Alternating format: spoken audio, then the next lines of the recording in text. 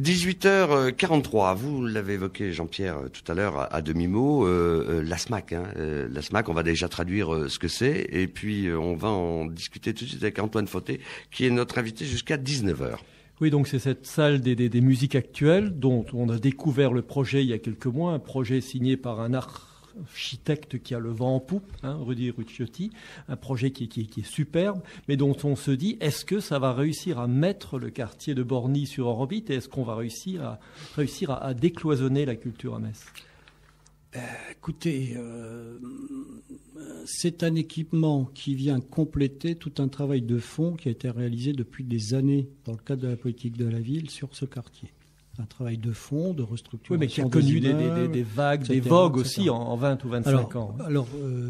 Oui, tout à fait, mais c'est en même temps important de le faire et de l'avoir fait et de continuer à le faire. Maintenant, est-ce que la SMAC va régler tous les problèmes de ce quartier ? Il ne faut pas lui donner cette mission.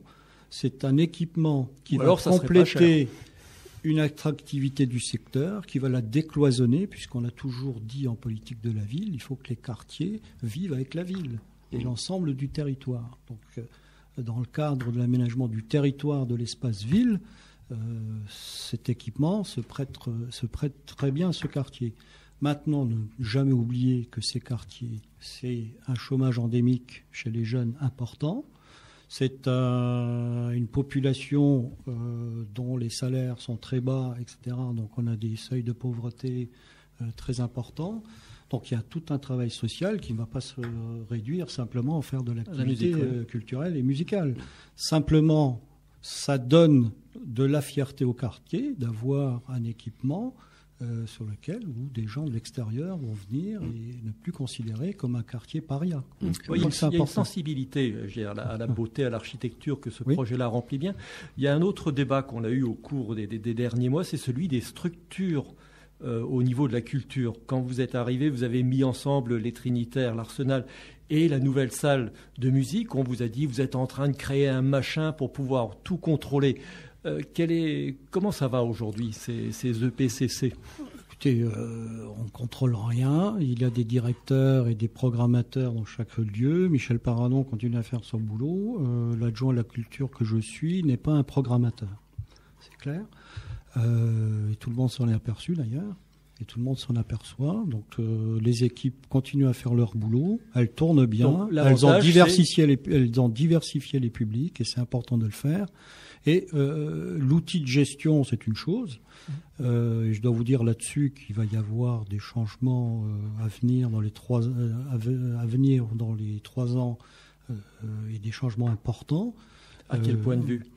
Dans la mesure où la culture coûte cher et qu'à un moment donné, il va falloir trouver les moyens de mutualiser un certain nombre d'équipements qui font doublon sur la région. Voilà. Donc tout à coup, on passe à l'autre dimension, on sort de Metz, on sort de l'agglo et on arrive dans le sillon. Lorrain. Et on arrive dans le sillon, dont Metz est une ville d'importance. Une composante importante. Vous diriez ça, Antoine Fauté ? C'est une composante importante et principale. À ce propos, et pour rebondir sur la question que vous a posée Jean-Pierre Jager il y a quelques instants, Dominique Gros a dit il y a un véritable mouvement autour de réflexion autour de la culture. Ça va être quoi réellement, concrètement, ça ? Ça va donner quoi ? Vous avez déjà des éléments de réponse ? Alors, les éléments de réponse sont pour la ville de Metz. Ils sont à 2 niveaux. Il y a un travail. Il a dit qu'il y avait une réflexion qui était menée en profondeur. Sur les beaux-arts, sur la musique, sur le théâtre, je crois, enfin. Oui. Alors, il y a ce qu'on appelle les équipements, bien entendu, sur lesquels il y a une réflexion de mutualisation et il y a une politique de fond qui se met en place. Et j'en parlerai, et puis on fera une conférence de presse là-dessus, sur les artistes à résidence sur les quartiers, sur un travail de fond au quotidien et sur la longue durée. Parce que la culture, il faut aussi, c'est pas seulement l'événement éphémère que l'on enregistre. Il y a ceux qui sont éloignés de la culture et donc il faut aller vers eux. Donc il y aura la mise en place de 5 ou 6 résidences sur les quartiers très prochainement. Ça passe au conseil municipal à la fin du mois. Donc ça, c'est pour le travail de fond d'irrigation des quartiers, des écoles, et c'est aussi intergénérationnel, des maisons de retraite, et des associations seniors. Et le deuxième aspect, c'est la restructuration des grands équipements. Ça, c'est la réflexion entre les 2 opéras, les 2 orchestres, les centres dramatiques nationaux, etc. etc. Et où on en est de cette réflexion au conseil municipal? Il y a quelques mois, vous vous êtes fait interpeller de façon assez violente par Patrick Thiel qui disait c'est quand même extraordinaire. On a un État qui veut réduire la place de la culture en région, enlever un certain nombre de doublons entre les 2 opéras, par exemple, de Metz et de Nancy. Et on disait, nous, jusqu'à présent, on s'est battus comme des chiens ou avec les dents, comme dirait Dominique Gros, pour garder cette spécificité-là. Et là, on a l'impression aujourd'hui que Metz est une ville pourtant à gauche, et bien qu'elle rentre dans les plans de rationalisation. Écoutez, si Metz avait voulu un label national à l'opéra, il fallait y penser il y a 30 ans ou 20 ans en arrière.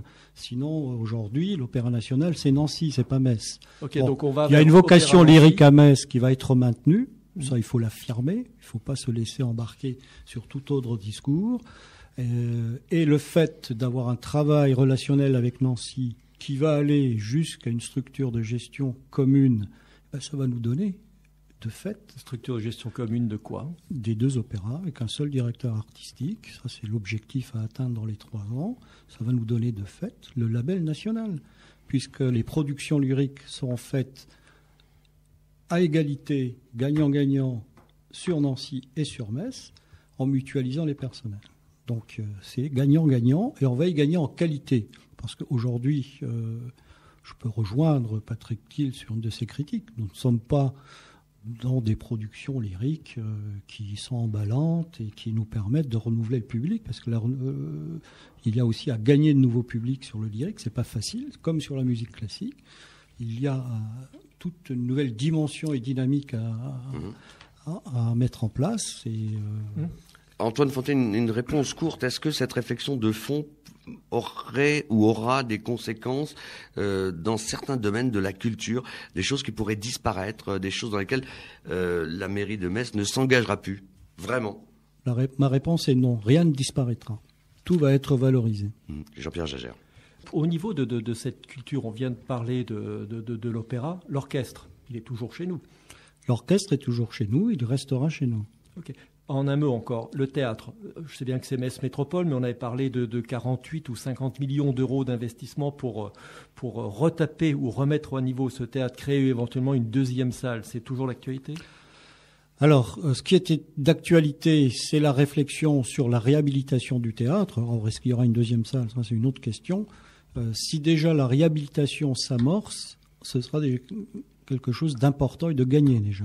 Parce que je crois que c'est nécessaire. Antoine Fontaine, merci d'avoir été notre invité. On aurait pu, par exemple, vous interroger et vous faire réagir sur ce que vient de déclarer le ministre Mitterrand, annonçant ce jeudi un plan en faveur des 79 musées situés essentiellement en région et qui va mobiliser près de 70 millions d'euros. Vous en avez entendu parler? Metz en bénéficiera peut-être?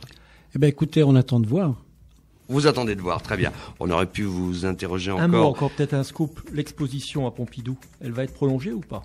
Bien sûr, elle va être prolongée au regard du succès enregistré.